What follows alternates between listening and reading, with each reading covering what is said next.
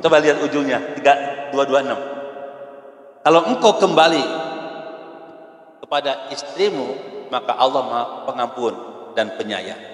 Artinya memang ini lebih diutamakan. Saya kemarin menyampaikan bagaimana Islam itu dengan syariatnya memelihara agar tidak terjadi perceraian. Ya, dengan cara tadi kan ada idah ya, dan juga tidak boleh tabaruj kan, ada syikok dengan tahapan-tahapannya, ya, ada nusyud dengan tahapan-tahapannya, ada syikok dengan diutus dua. Itu kan sebenarnya menutup pintu perceraian. Sama dengan ilah ini sebenarnya. Allah ingin menginginkan jangan sampai terjadi. Dalam bahasa Sunda itu awet kajet, ya. Maka disuruh kembali gitu. Ya, kembali cabut ucapanmu, hai laki-laki gitu. Wahai suami, cabut ucapanmu. Jangan kau sakiti istri.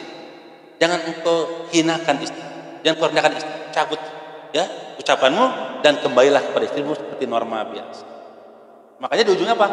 Karena Allah Maha Pengampun dan Maha Adalah yang udah ku ampuni kau wahai hamba, karena aku Maha Pengampun dan Maha Penyayang. Kan begitu kira-kira. Tapi wa in azamu tolak, nah ini ayat berikutnya 227. Kalau memang sudah tidak suka, sudah retak, maka talak, harus tak, jangan dibiarkan itu istri statusnya itu tidak jelas, ya.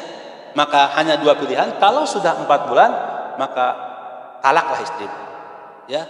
Dan kalau talak, ujung itu ayat fa innallaha samiun alim. Apa tadi? Samiun. Kalau engkau talak istrimu, Allah tahu apa yang menjadi niat dirimu, tahulah hatinya, ya, mengetahui apa yang menjadi apa niat hatinya, tujuannya apa. Hati-hati kata Allah begitu kira-kira, ya, hati-hati, ya. Kalau engkau juga mentalak istrimu, maka Allah mengetahui, mendengar apa yang menjadi niat dan tujuan engkau mentalak istri. Bapak rahimakumullah. Jadi dengan demikian maka yang kedua, implikasi hukum kedua itu adalah yang pertama tadi, ilah itu adalah dosa karena dia telah menyakiti, ya, sesama atau kaum wanita. Yang kedua, diberi tangguh berapa? 4 bulan.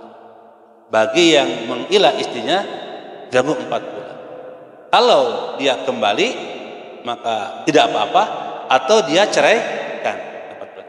Nah kalau kembali, nah itu ada juga implikasi hukumnya itu. Kalau kembali kepada istrinya, mencabut kata-katanya, kata ilah ini, maka harus bayar kifarat. Apa Pak? Bayar kifarat. Itu kifarat sumpah.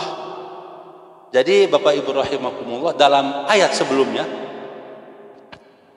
Allah melarang kita bersumpah dengan nama Allah untuk tidak melakukan perbuatan baik. Tidak boleh. Contoh misalnya, demi Allah aku bersumpah mulai isuk ya mau datang ke imam maneh, nggak boleh itu.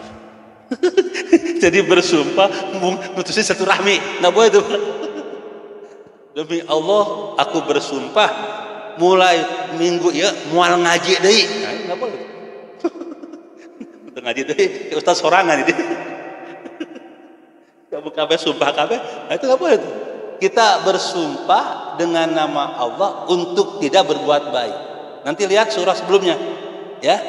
Sebelum saya sampaikan kepada sumpah ilah ini, pada lihat sebelumnya ayat 224, 225, ya, di mana Allah berfirman pada ayat tersebut yang berbunyi, ya, ininya wala taj'alullaha apa?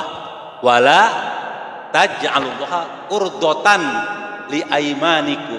Janganlah, ya, sumpahmu kepada Allah itu menghalangimu, ya, menghalangimu untuk berbuat baik. Antabarru wa tattaqu wa tuslihu bainan nas. Nah, tiga itu, ya.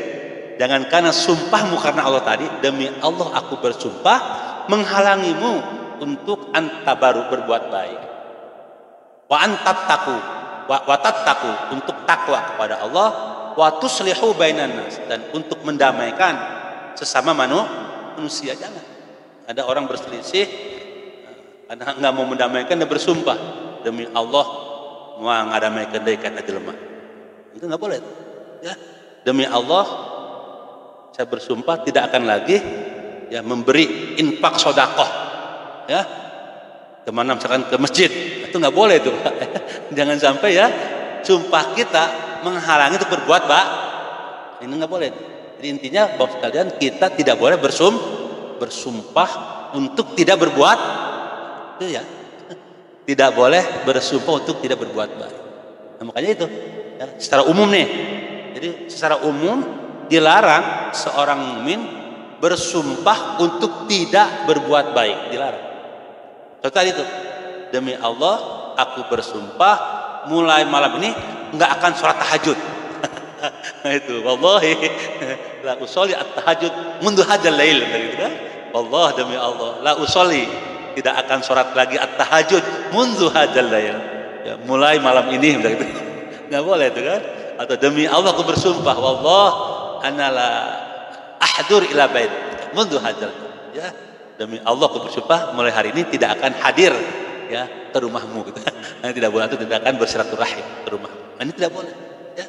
Demi Allah aku bersumpah mulai hari ini tidak akan infak lagi, sedekah lagi.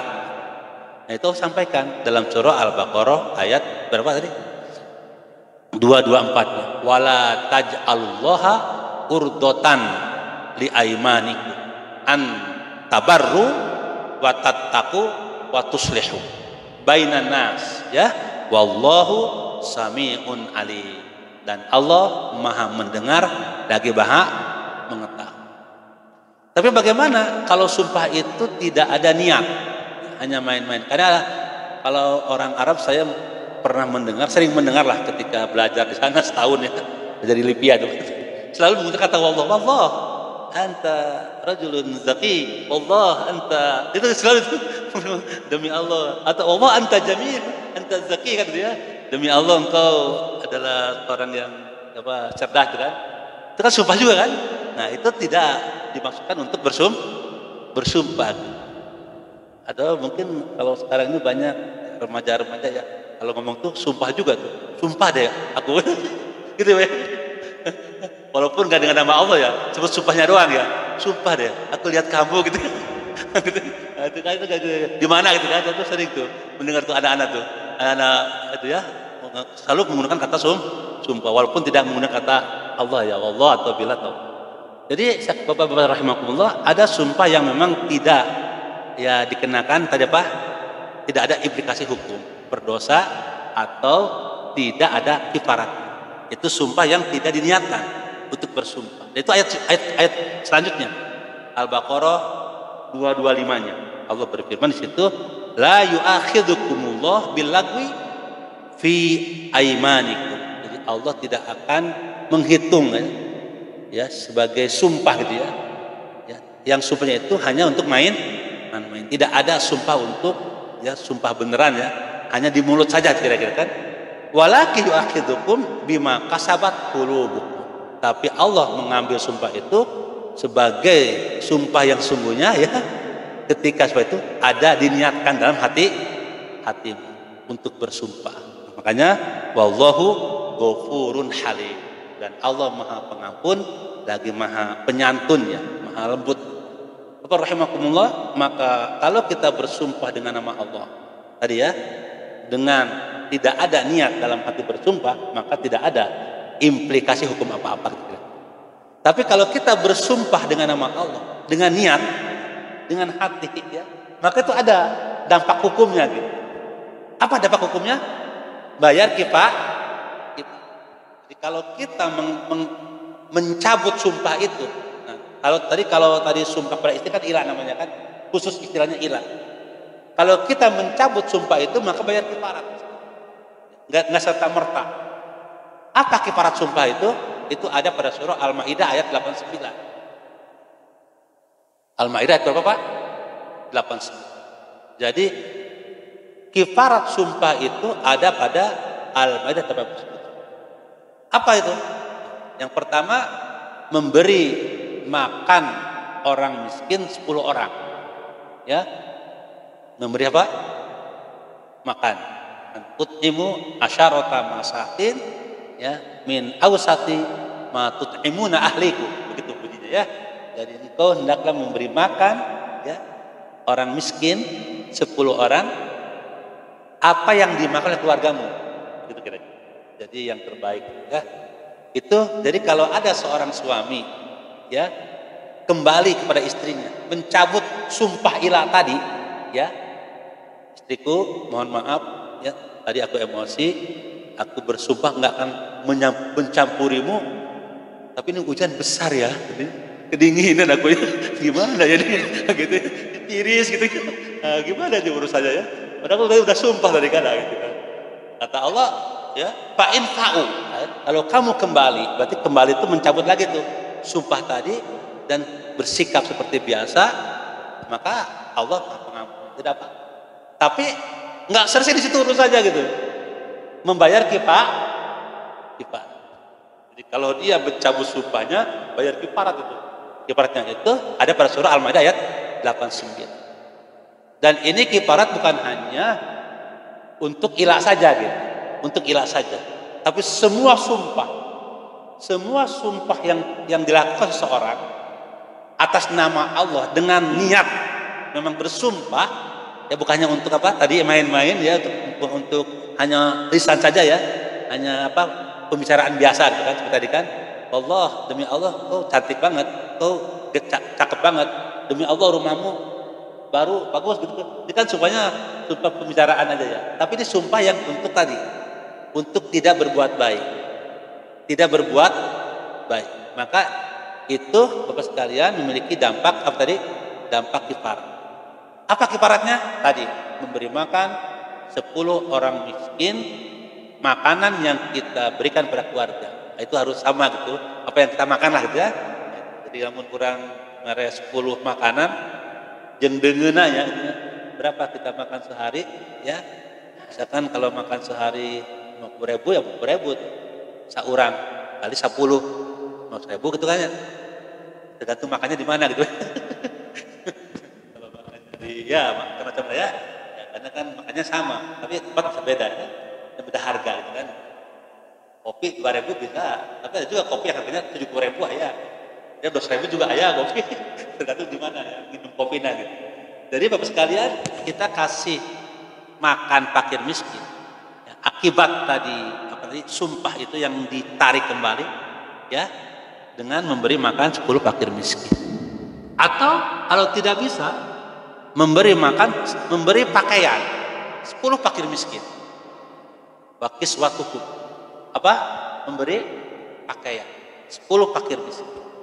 Kalau tidak bisa, wa tahriru raqab, maka bebaskan budak. Nah, ini semakin berat ya. Nah, itu bedanya sumpah zihar dengan puasa dengan sumpah kifarat zihar, kifarat puasa dilanggar dengan kifaratnya ilah, sumpah. Kalau sumpah itu semakin berat. Yang pertama kata Allah, kalau engkau ya kembali mencabut sumpahmu itu, maka kifaratnya adalah tadi ya, memberi makan 10 fakir. Kalau tidak bisa, memberi pakaian 10 fakir miskin. Apa yang kau pakai? Kalau tidak bisa, bebaskan bu. Ini Islam selalu bebaskan budak. Karena Islam nggak suka perbudakan gitu. Dikaitkan dengan semua, ya semua, hampir semua kifarat itu ada bebaskan budak. Baik masalah ibadah, masalah muamalah, masalah munakahat, masalah jinayah, selalu ada bebaskan budak. Itu cara Islam menghilangkan perbudakan. Ya, nah, ini masalah sampai kalau masalah ibadah kan ada puasa kan. Coba lihat kalau orang bulan puasa nih Ramadan, suami istri bersetubuh di siang hari, kan ada kifarnya tuh, itu Pak. Apa itu? 2 bulan berturut-turut, ya kan? Betul Pak ya? Yang pertama apa? Bebaskan budak ya. Kalau nggak bisa 2 bulan berturut-turut berpuasa. Kalau nggak bisa memberi makan 60 fakir, bebaskan budak. Selalu sama dengan pembunuhan sengaja, tidak sengaja, ada bebaskan budak juga gitu. Nah ini dalam masalah mencabut sumpah ada bebaskan bu. Apa itu pesannya? Islam itu tidak suka ingin dihilangkan melalui syariat.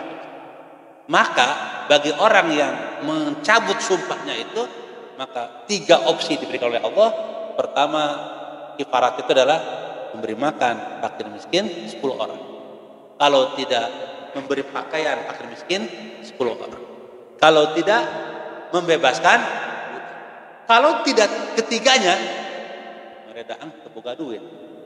Oh, mereka pakaian mah teboga duit.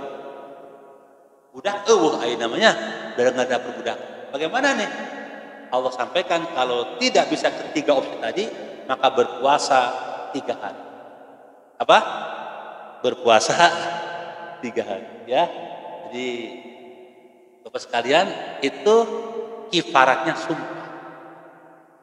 Al-Maidah ayat 89. Jadi untuk itu Bapak rahimakumullah, maka tidak boleh kita intinya ya mudah-mudah bersumpah dengan nama Allah untuk tidak berbuat baik, tidak boleh. Ya. Tapi bagaimana kalau bersumpah untuk tidak bermaksiat, boleh nggak Pak? Boleh kan? Bersumpah ke Allah ya. Tapi kalau dilanggar pun harus bayar kifarat. Bayar kifarat, tetap aja bayar kifarat. Ya kan, demi Allah ya, mulai hari ini tidak akan lagi minuman keras ya, menegak dengan keras. Nah, itu kan boleh kan? Apa itu kan? Tapi kalau dilanggar pun harus ya bayar kifarat juga sih tetap aja. Tetapi kalau kita bersumpah tidak untuk berbuat baik, maka itu dilarang oleh agama. Jadi jangan sampai sumpahmu atas nama Allah itu menghalangimu untuk berbuat baik, untuk bertakwa kepada Allah dan untuk melakukan perdamaian sama manusia. Nah, itu Bapak rahimakumullah berkenaan dengan surah Al-Maidah ayat 89. Baik, di sini ada beberapa saya bacakan ya, beberapa hikmah yang diambil dari ayat tersebut. Dari Al-Baqarah 224 sampai 227. Yang pertama, adamu jawazi al-halal alal man'i min fi'lil bir wal khair. Jadi dilarang kita ini bersumpah atas nama Allah untuk tidak berbuat baik. Nah, ini sama dengan tadi untuk berbuat baik. Yang kedua, man halafa ala yamin waro al khair fi khilafiha falyaf'al al khair wal yukaffir. Barang siapa yang bersumpah atas nama Allah tadi untuk tidak berbuat baik, kemudian dia berbuat baik, maka itu bagus, tetapi harus membayar kifarat. Jadi setelah dia bersumpah untuk tidak berbuat baik, belum dia batalkan sumpahnya dan dia berbuat baik, contoh tadi ya, kalau misalkan sumpah yang umum, demi Allah mulai hari ini aku tidak akan ngasih kamu uang lagi. Ini kakak ke adek. Saking keselnya Kak Adina begitu sumpah. Tapi karunya gitu. Ini karunya ya. Adit teu diberi duit usaha deui gitu kan. Betul dikasih juga. Berarti dia melanggar sumpah kan? Nah, maka kalau begitu silakan laksanakan perbuatan baik. Tidak boleh ditahan-tahan. Jangan sampai sumpah kepada itu menahan untuk berbuat baik. Tapi karena udah bersumpah dengan nama Allah, dia harus membayar kifarat. Itu begitu hebatnya larangan kita mudah-mudah bersumpah.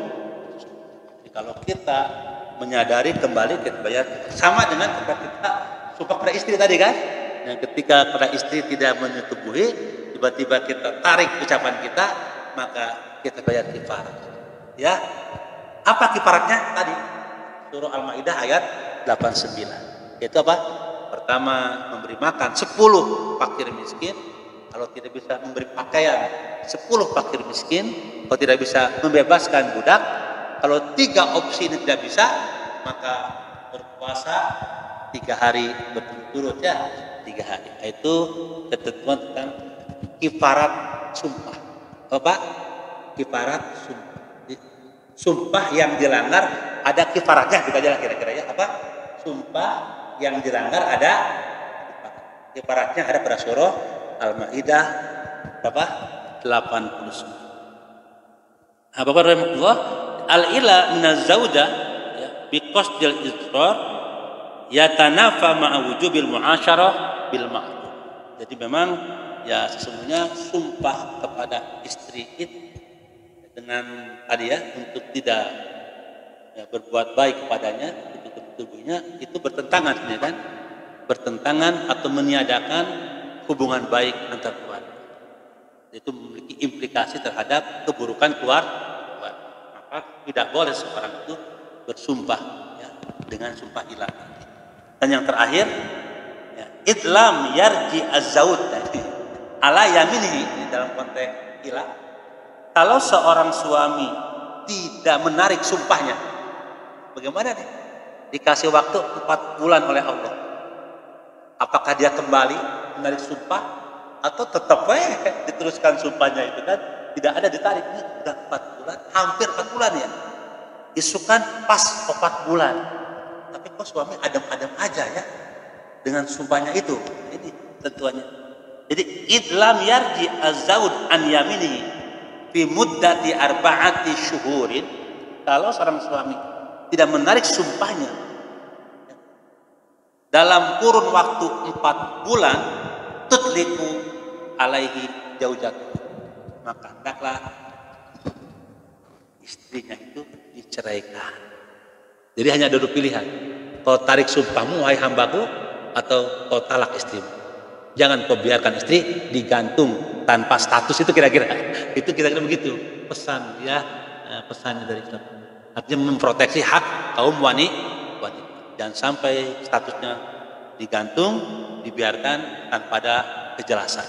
Maka Islam memberikan 2 pilihan, kau cabut sumpahmu dengan bayar kifarat, gitu ya, atau kau ceraikan istri. Ya, begitulah Bapak rahimakumullah mengenai ilah ini. Ya, nanti permasalahannya adalah ya banyak permasalahan yang membuat apa tadi perbedaan pendapat. Ya, seperti misalkan ma huwal ilah wa ma hukmuhu. Ya.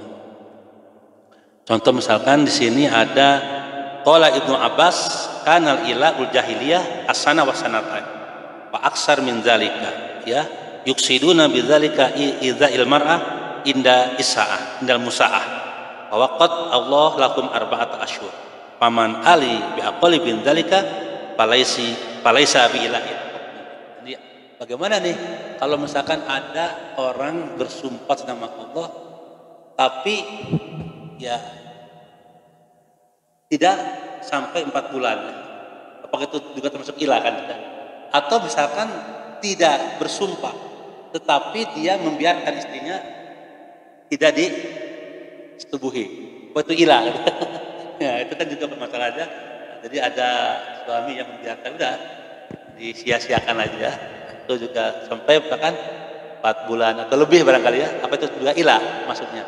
Ini juga nanti akan ada hukum-hukum tersendiri. Kemudian juga misalkan yang lain waqtalafu fil muddah allati tabayyana fiha al-mar'ah min zawjiha. Faqala Ibnu Abbas idza madat arba'at asyhur. Nah, sekarang permasalahannya kalau sudah 4 bulan itu berlalu, kan apakah otomatis talak? Nah, itu kan atau tidak? Ya kan gitu ya. Itu udah 4 bulan kok suami enggak cabut-cabut ucapannya ini kan? Nah, apakah otomatis talak itu jatuhnya? Atau mesti kembali kepada istri lagi melalui misalkan pengadilan. Ada putusan pengadilan. Ini pun menjadi ya apa? Menjadi permasalahan ya yang menimbulkan dalam para ulama. Coba saya bacakan aja ya. Jadi ini saya kira hal-hal ya. Penting juga saya kira ya. Waqtalafu perbedaan fil muddah ya. Allati tabayyana fil mar'a min zawjiha. Faqala Ibnu Abbas idza madat arba'atu asyhur qabla ayyafi'a banat bita'liqati wa hadza mazhabu Abi Hanifah. Jadi kalau sudah berlalu 4 bulan tapi suaminya tidak kembali kepada istrinya, maka itu sudah jatuh talak. Ini mazhab Abu Hanifah. Karena memang, nah, kemudian apa alasannya kan? Tetapi ada waqala Malik wa Syafi'i, itu ada alasannya. Dan berkata Malik dan Syafi'i, ini untuk mazhab Syafi'i dan Malik. La tutlik, tidak. Ya, tidak otomatis ya. Otomatis talak. La tatluk maksudnya, la tatluk ya. Biqadha al-muddah, dengan lewatnya waktu. Wa innama yu'maru zaud bil fai'ah. Tapi hendaklah ya diperintahkan dulu seorang suami itu untuk kembali pada istri. Ar-ruju an ya an yaminihi. Jadi dia mencabut apa? Sumpahnya untuk tidak tadi apa? Untuk mencabut sumpahnya kembali kepada istrinya. Au bitolak, atau pilihannya tak. Jadi tidak otomatis talak lah. Kata Imam Syafi'i, kembali lagi kepada suami. Kamu mau apa tadi? Mau mencabut sumpahmu atau mau mentalak? Sebenarnya kan begitu kira-kira. Jadi tidak otomatis talak. Fa idza imtana az-zawj ya minhuma talaqah. Nah ini.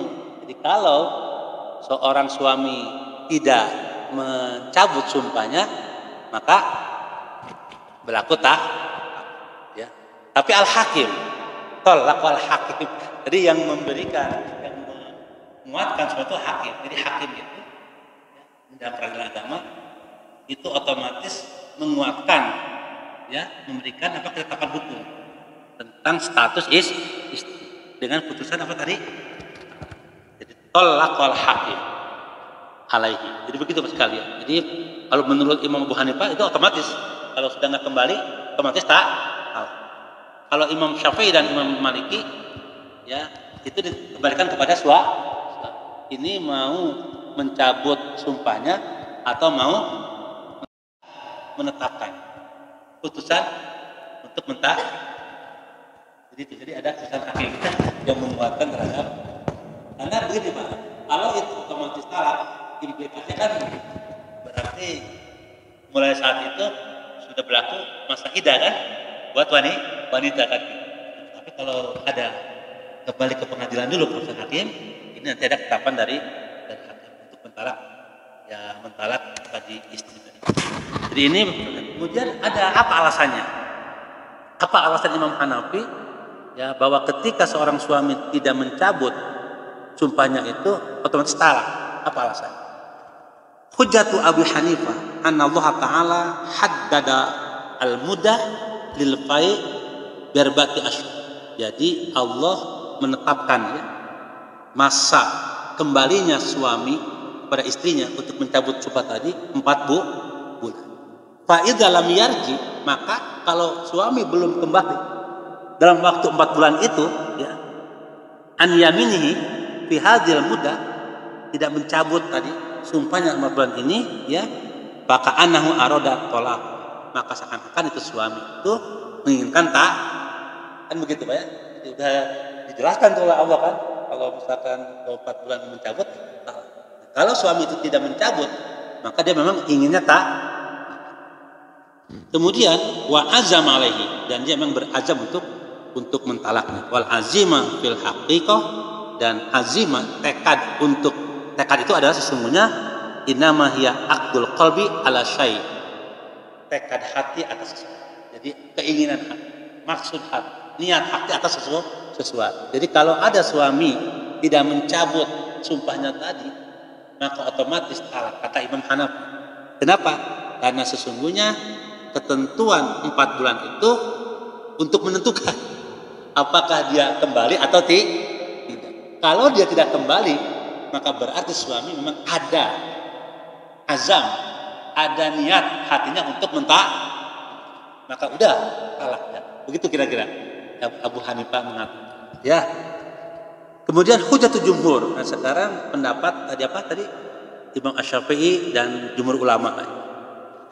Ana qaulu ta'ala wa in azamut talaq sharih ya fi anna wuqu'it talaq innama yakunu bi iqa'iz zawj. Jadi kata-kata azam itu, kalau engkau suami-suami menginginkan talak ya, maka Allah Maha mendengar dan mengetahui. Kata azam tolak itu untuk suami, maka harus dikembalikan kepada suami gitu kira-kira. Jadi jangan sampai ketika suami itu ya belum ditanya apa ini akan kembali atau akan talak. Ini harus dikembalikan. Karena kata azamu itu untuk suami, maka itu harus dikembalikan kepada suami. Hei suami, engkau telah berilah, ini udah 4 bulan, waktunya sudah cukup sesuai dengan ayat tadi. Ini mau dicabut ilahnya atau mau melanjutkan. Itu maka kalau tidak mau mencabut, maka berhaklah itu hakim menentukan putusan hak. Jadi artinya apa? Jumhur ulama itu mengembalikan dulu kepada suami. Karena ada kata azamu. Nah, kalau tadi Imam Abu Hanifah itu ada kata mudahnya. Bapak rahimakumullah, itu barangkali ya beberapa masalah ya, tentang apa ilah. Apakah setelah suami itu mengilah istrinya itu dan sudah sampai waktunya itu otomatis talak atau tidak? Itulah Bapak rahimakumullah berkaitan dengan masalah ilah ya, masalah itu sumpah seorang suami kepada istrinya untuk tidak menggauli. Silakan Pak, ada pertanyaan?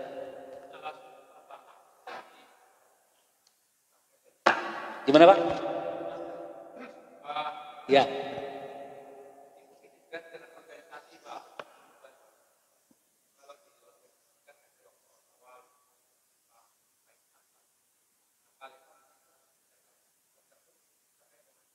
Iya. Iya.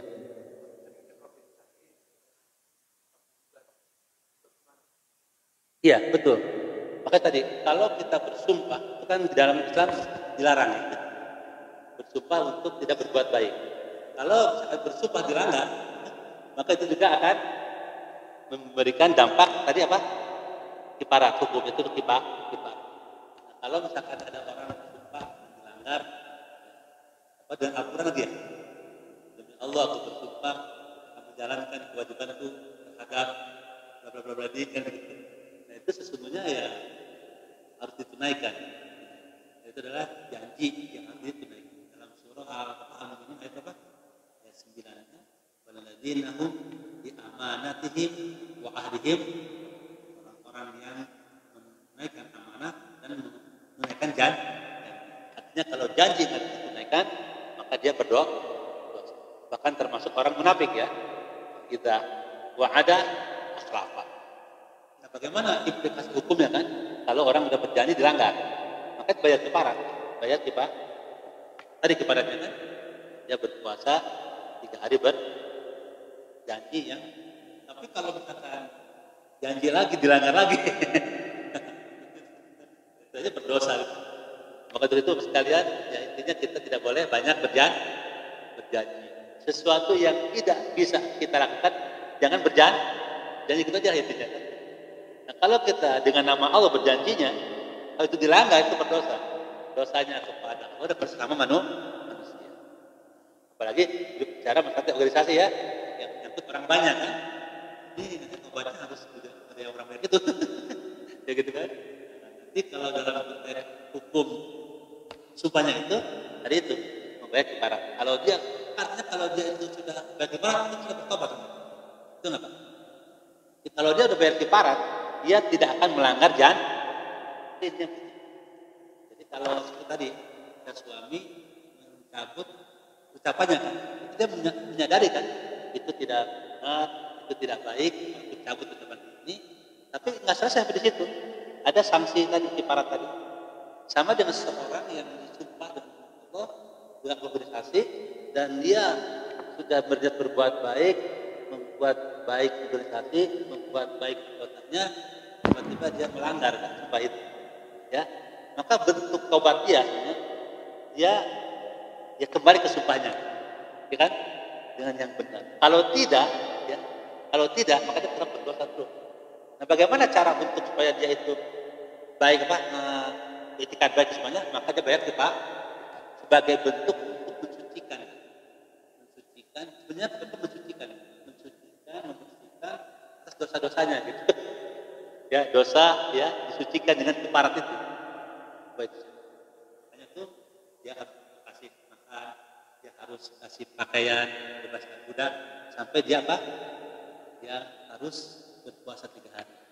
Nah kalau misalkan dia setelah itu bersumpah lagi, melanggar lagi, itu namanya berarti tidak ada itikat baik untuk kembali ke jalan. Karena esensinya kifar itu adalah untuk mensucikan dari dosa-dosa. Dari dosa. Bapak sekalian, untuk itu ya saya kira intinya jangan sampai kita bersumpah atas nama Allah sesuatu yang tidak bisa kita lakukan, atau tidak boleh kita bersumpah dengan nama Allah untuk tidak berbuat baik. Ketika memang bersumpah tadi ya karena kepentingan organisasi, maka disuruh untuk Al-Mulk ayat 8 tadi, agar amanah dan memenuhi janji. Ketika sumpah itu dilanggar dan kita menyadari, dia keluar, mundurin diri aja gitu. Nah begitu ya, daripada udah disumpah kok begini dia, nggak kuat, mundurin diri.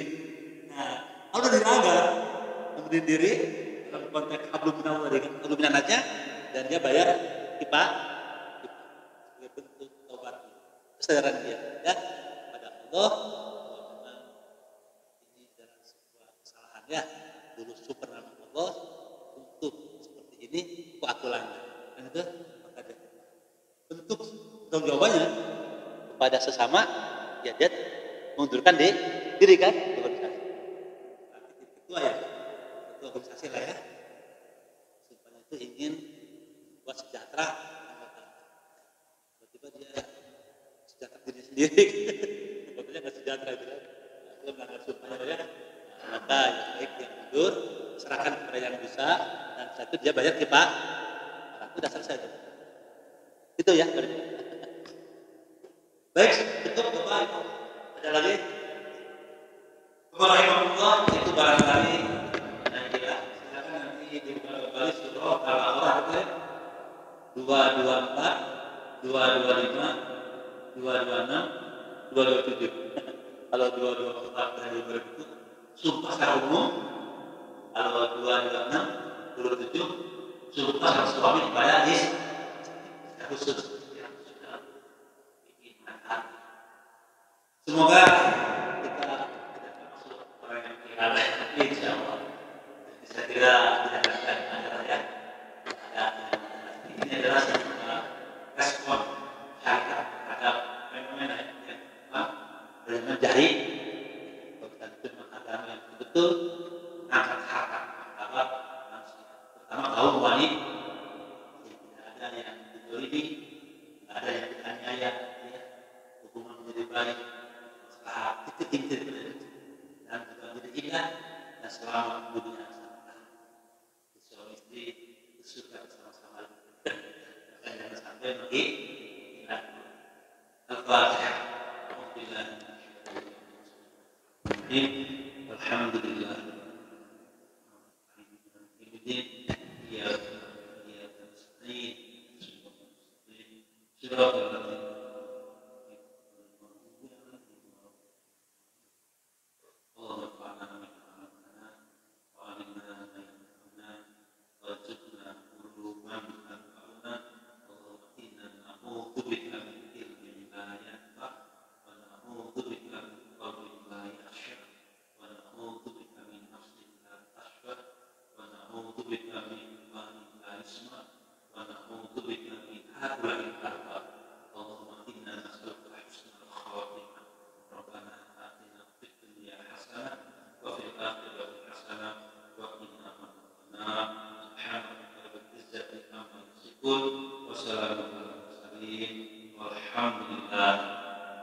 Wa bihamdika asyhadu an la ilaha illa anta astaghfiruka wa atubu ilaik. Assalamualaikum warahmatullahi wabarakatuh.